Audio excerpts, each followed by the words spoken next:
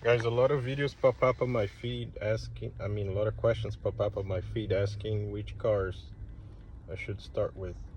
Ideally, I started with a sedan, but my options for rides were very limited to sedans only.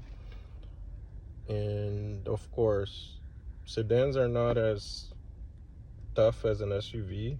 If you're gonna do a lot of rides and you need to pick up everything that comes your way, Uber, Lyft, farm out work, and etc., I highly recommend an SUV. I have bought my I had bought my second car, which was an SUV, after 2 years of driving a sedan, because there was a need as my clientele grew for SUVs, and I was letting other drivers drive my clients. And then once I finally decided to get an SUV, rides were more, the spectrum of rides grew, right? Because you can do more. I got with the bench seat, which fit 7 passengers. I do now have a captain chair, which fits 6 passengers. GM cars versus Ford Lincoln cars. GM are better looking cars, Chevys. I am surprised by the reliability of my Yukon. I got the Yukon in 2021. I already put on 145,000 miles on it.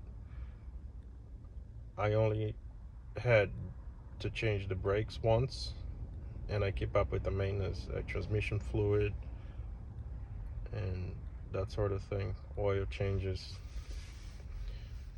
and the best gasoline available, 91. It's very reliable, it's very good looking. I think Chevy cars are better looking than any other cars. Escalades, they have a lot of technology. Their suspension, it's very smooth, but they break down a lot. There are many issues with new Escalades. I just look up online issues with Escalades to see what I'm talking about. Why? Because that engine 6.1 V8 is controlled by a lot of valve timing things, and it's supposed to save gas paired to a 10-speed automatic transmission. Great idea, but they're not reliable,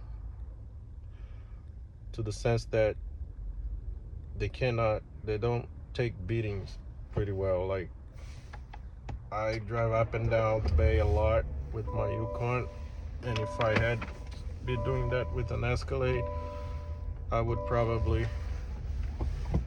have gone through a transmission, and some people have changed their engine already with very low mileage, let alone the suspension issues. It's a great car, but it's not a car meant to be driven a lot, just like Mercedes, etc. All these high-end luxury cars, they're meant to be in the garage, sitting down, and put on 4,000, 5,000 miles a year. We put on anywhere between 30 and 50,000 miles a year if you're a full-time operator. I like the small option V8s, the 5.3 V8, because they're time tested. They're the engines that go in the Corvettes and stuff, so they're bulletproof. The 10-speed auto transmission, they're funky, but if you're easy on the gas pedal, they'll treat you very nice. They'll save you gas, etc. Lincoln Navigators, they're great looking cars. They're supposed to be luxurious, but the base Suburban and Yukon, I think they're still better cars as far as looks and executive appealing. Navigators are great because of the 6-cylinder engine. They are also very reliable. I have a 6-cylinder engine on my Ford Expedition. I've had no major issues for 300,000 miles. My transmission did give up, but I've ever since replaced it. But that's my 2 cents on what cars to buy as, the most reliable. At the end of the day, you want a reliable car that can take a beating, and you want a car that won't break the bank, especially if you're starting. So my first option would be a GMC Yukon, exactly like I have, the long wheelbase. I always buy long wheelbase, the XL, yeah, because they have short versions. Same with the Navigator, because you want trunk and passenger capacity.